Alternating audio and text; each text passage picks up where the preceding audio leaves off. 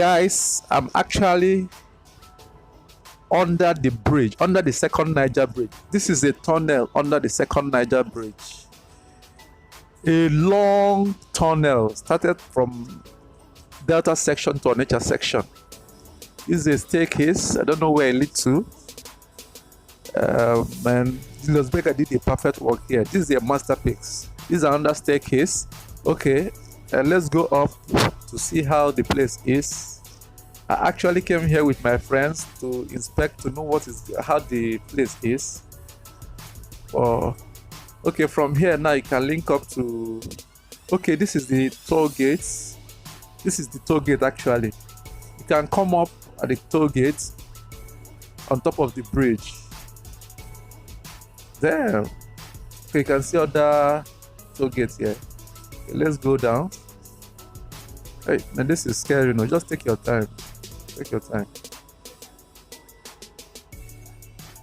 And JB is something else. Julius Berger is something else.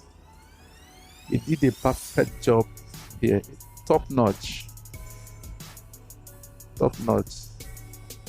Very long. I doubt if I can walk through. Let me just show you guys around. There are so many exit points. This is another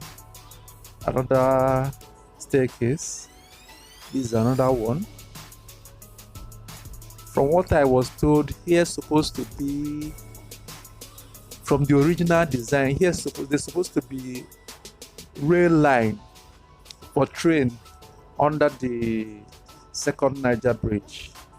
It was part of what they designed, but I don't know if they will still utilize this. I don't know how they want to do it in nearest future, in case if they want to build rail line that will cross the river Niger. I don't know if they made provision. I don't know if it's provision for it, but for now, I guess it's walkway where pedestrians can use as the underground. I don't know what they are planning to do with this long walkway. This is huge. And illuminating and cool. And they tried. This is just staggering. Like, this is simply unbelievable. And wow, the fact that we've been tracking the progress of the second Niger bridge for as long as I can remember. I'll call it 3 years. For 2020, 2021, 2022, wow, that's 4 years. So for about 4 years, we've been tracking the progress of the second Niger bridge.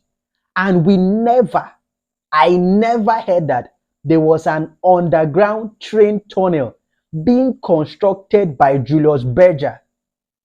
Wow, this is arguably the single most important infrastructural development in the Southeast geopolitical zone. Wow, an underground train tunnel. This is amazing. Like, this is so amazing. So some very important details that about this bridge is that the bridge, what you may call the bridge itself, is just about 1.1 kilometer. You're like, okay, that's short.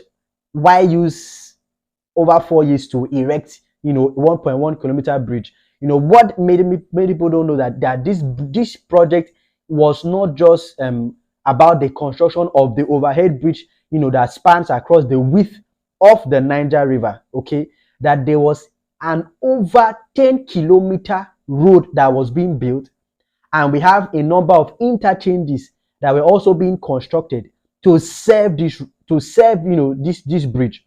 So we have the bridge, the overhead structure. Then we have brand new roads being constructed over 10 kilometers that spans into Anambra State and into Asaba State. Then we now have the interchanges to help with commuting within the Southeast geopolitical zone. So this is amazing. Now with the coming on of this project, motorists will spend close to about 2 to 3 minutes just to drive from the beginning of the bridge to the end at about a speed of 50 kilometers per hour. It will take you 2 to 3 minutes. This is the same bridge that people spend 12 hours to traverse. I'm speaking about the first Niger bridge, properly called the River Niger Bridge. People spend 12 hours just to cross the Niger Bridge. But with the second Niger Bridge, people who slept on this bridge are no longer going to sleep on this bridge. Now, speaking about the first Niger Bridge, this was something that was conceived and constructed by our colonial masters during, the colonial era. And that was in 1955. This bridge was, completed. Then we gained independence in 1960. And as at 1964, the construction of the second Niger Bridge was already on the drawing board. 1964, there were already plans being made and, let's say, strategies being put in place that the Southeast political zone needs a second Niger Bridge in order to, make the zone more attractive to investment. And it took over 57 years by a president who is supposed to be, a Fulani man, a tribalistic man, very nepotic, very tribalistic. He hates the Southeast people, wants to kill Igbo people and marginalize them. He came on board after 57 years to deliver 5 decades old desire. Let's not get emotional today. So the second Niger Bridge is going to actually link, the east with the west. Okay. So the bridge spans between, Anambra and Asaba. So all the trade and investments that come into the southeast from the west, the southwest, actually traverses through the second Niger Bridge, or through water, or via airlines, or through aircraft. That will be cargo, cargo shipment. But then a lot of investment comes into the southeast from the west through the Niger Bridge. So with this second Niger Bridge, this is going to explode and expand the place for a lot of investment from different geopolitical zones in Nigeria. While the local Owoto Bridge will actually link up the north and the south-south geopolitical zone. Now, obviously, this bridge was being built by, Julius Berger, and this is supposed to be the largest infrastructural project ever done in the southeast geopolitical zone since we became an independent entity in 1960. Now, this second Niger Bridge is over 6 times larger. It is 6 times wider than the current Niger Bridge. 6 times larger. So it is being built for, 20 years, because a lot of for a bridge that is 6 times larger, it means you're planning for the future. Even when the Southeast is going to explode in population, this bridge will still be able to handle a lot of the movements to and fro. This bridge, which will be to and fro, that'll be from the southeast to the southwest, and from the southwest back to the southeast. So it's huge.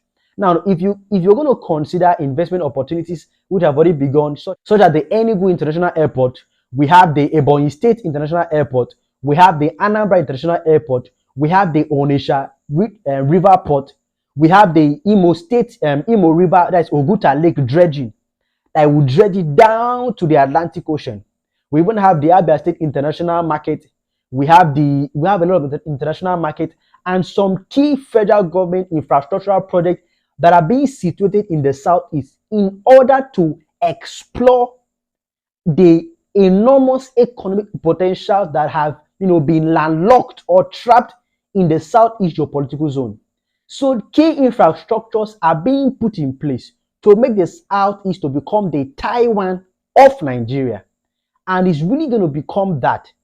So we are hoping that successive governments will pay a lot of attention to such infrastructure development that the southeast needs, because if the southeast can progress, the whole nation is going to feel the impact of the progress of the southeastern people of Nigeria. So this is just an amazing one.